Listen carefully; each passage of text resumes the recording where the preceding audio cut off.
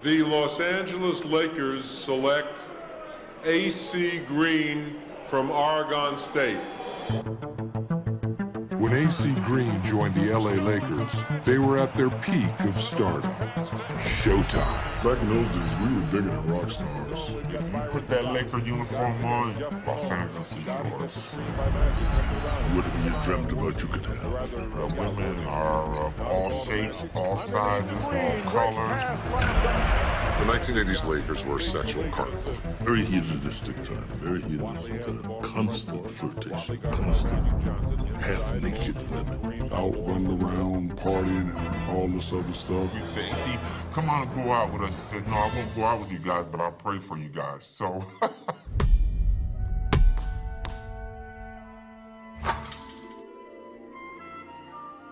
I flew and I landed at the airport in LAX. And next thing you know, Jerry West took me to the forum.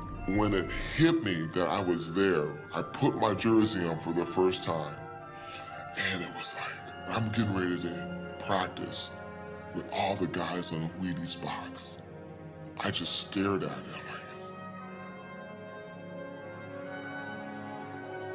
like, this is cool. This is so cool. He was not a fit. A.C. was a power forward with a strong work ethic and a gift for rebounding. But even in his early days with the Lakers, it was obvious that he was, well, different. You know, he was a man of God. He carried his Bible with him all the time. Did you know he was a virgin when you drafted him? Oh, yes. Oh, yes. We joked about how long it would last before he had sex. And they're like, man, you don't even know. This is L.A. You haven't even seen the Laker girls yet. And I'm like, I've seen our chillers in high school.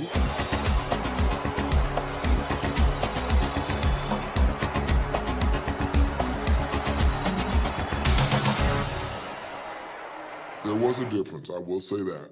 When he first came to the team, we thought that we could corrupt him. And temptation comes in many forms. Take it from Lou Gossett Jr. Magic's parties were outstanding. A lot of dancing. Photo Club was like a small version of Hugh Hefner's Playboy Mansion. You expect young athletes to want to have fun. Whatever town you went to, Chicago, Detroit, New York, and there was this conga line of women just waiting. So you get a knock on your hotel room door. You look through the peephole, there's a half-naked woman who wants to come in. What do you do? I'll just start praying and saying prayers like super loud. Trying to gamble, and he got burned.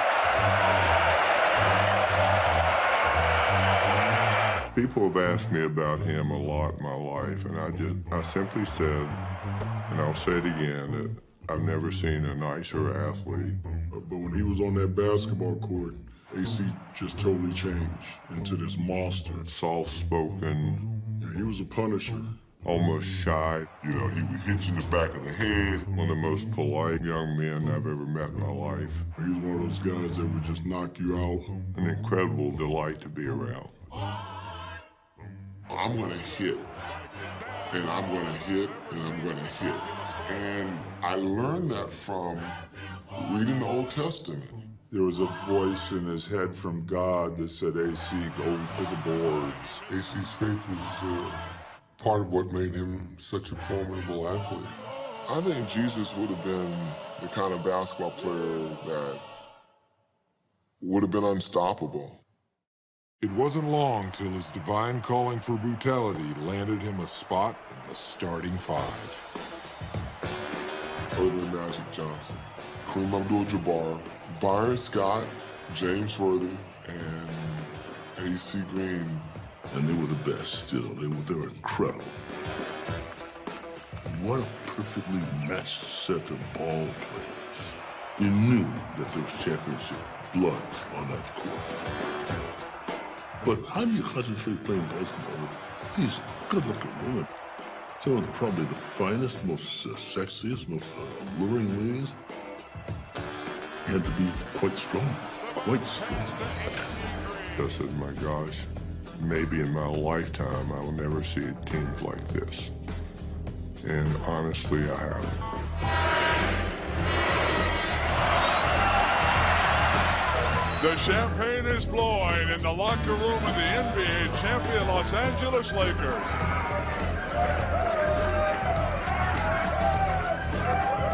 AC was now a champion, and he knew the influence he had on young women, so he began to take advantage of it. I want that one right there, and I'm gonna get him. I want to give you a simple solution to a very complicated challenge. The solution is abstinence. Nothing but a joke by the government's latex. Cause there's no safe sex except abstinence. Unless you're married, then you better stick a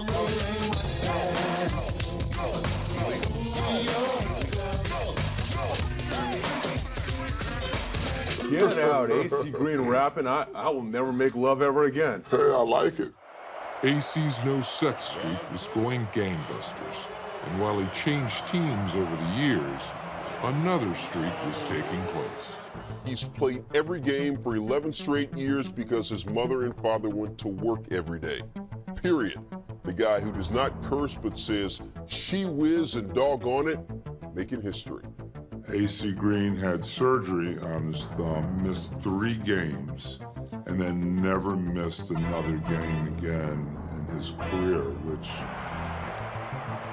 I don't know what to tell you. I mean, that's an unbelievable feat. You know, he had his share of injuries that he just played through. Why miss? What was I supposed to sit out for or not play for? I didn't get hurt bad enough. Watch the forearm to the face of Green. He had to retrieve a tooth.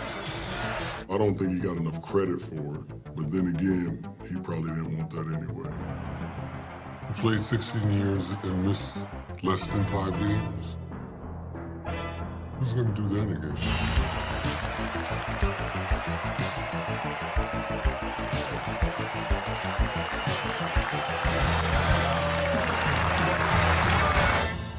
What do you think would be harder, being the NBA Iron Man or a virgin on the Lakers? What would be harder for me? 1,000 games is easy. Staying away from the women, that's hard. The Iron Man thing is second to that. But he was able to accomplish both. So that is a hell of a feat. Being able to stay strong and not be broken, and to still be able to stick to his guns, that to me is what stands out the most. AC's the Iron Man to us, and that's above and beyond anything any other player could do. In 2001, AC retired as the Iron Man of the NBA. Shortly after, he got married. And he did it. Did the NBA do anything to celebrate his achievement? Do you remember? I do not remember that, no. I don't think they did. Would you mind signing the certificate? That would be terrific.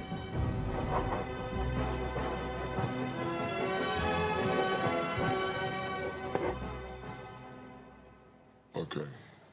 Certificate of recognition given to AC Green for NBA Iron Man from Mr. Jerry West.